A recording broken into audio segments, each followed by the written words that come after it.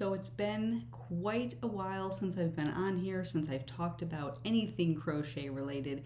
We've had such a busy summer, a lot of stuff going on. And to be honest, I haven't really felt like working on anything, crocheting anything, knitting anything, doing anything crafty. I have been reading and sitting outside. I've watched the Olympics. There's just a lot of stuff that has gone on this summer. It's been a little bit difficult for me to get my Crojo back. So here we are. It is August 10th, I think, 11th. It's Sunday anyway, second week of August.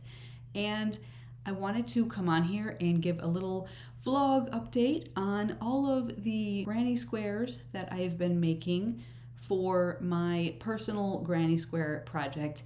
I'm collecting yarn from all of these different independent yarn stores, independent yarn dyers, and working with a fingering yarn weight or sock weight yarn, a 3.5 millimeter crochet hook. I'm creating all of these fun granny squares, and I wanted to give you a sneak peek. The first store that I purchased from was in Galena, Illinois, and it was called Yarn in the Woods.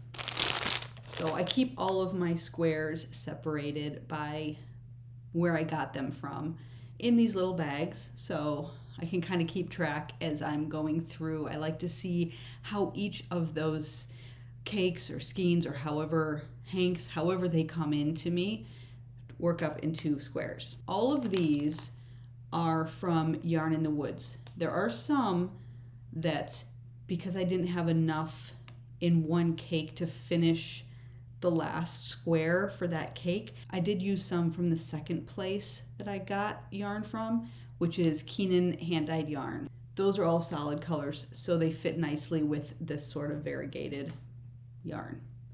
So let's take a look at these squares. And I know I showed some of these before, so I'm not going to spend too much time on all of these, but these are how they have come out so far from Yarn in the Woods.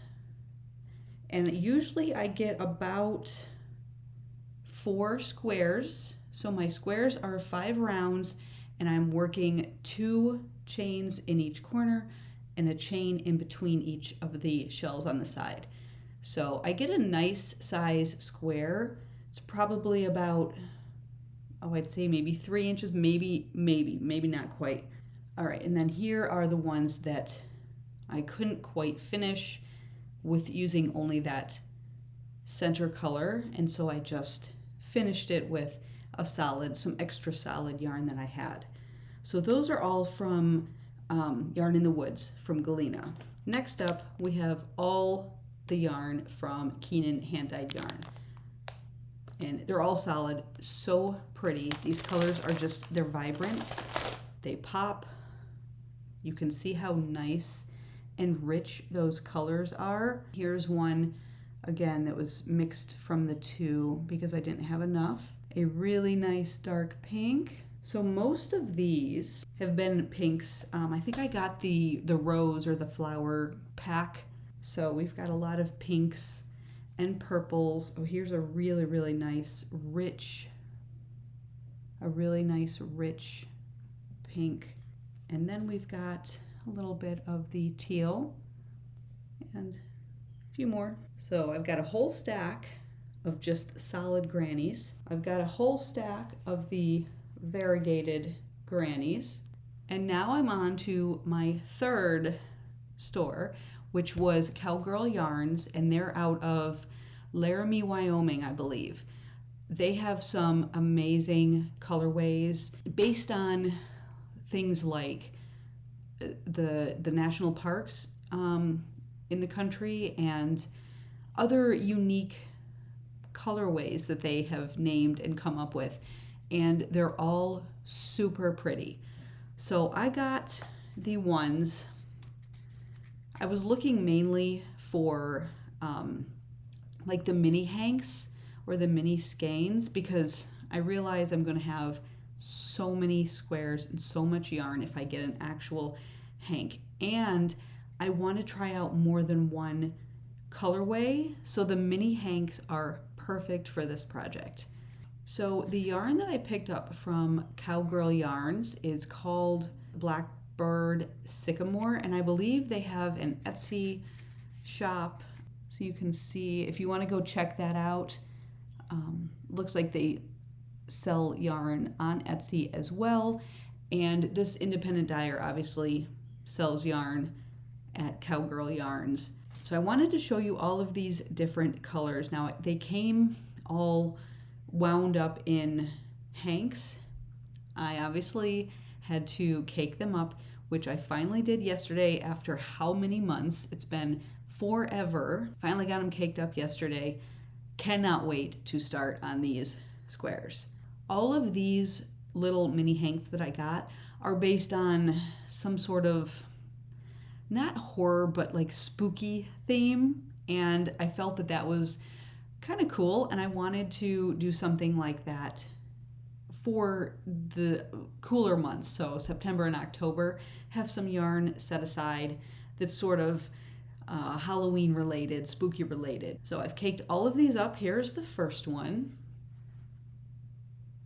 And this one is Undaunted, and it has some really nice colors mixed in, and the color changes in these yarns are really fast, which will make that granny square really colorful, really busy.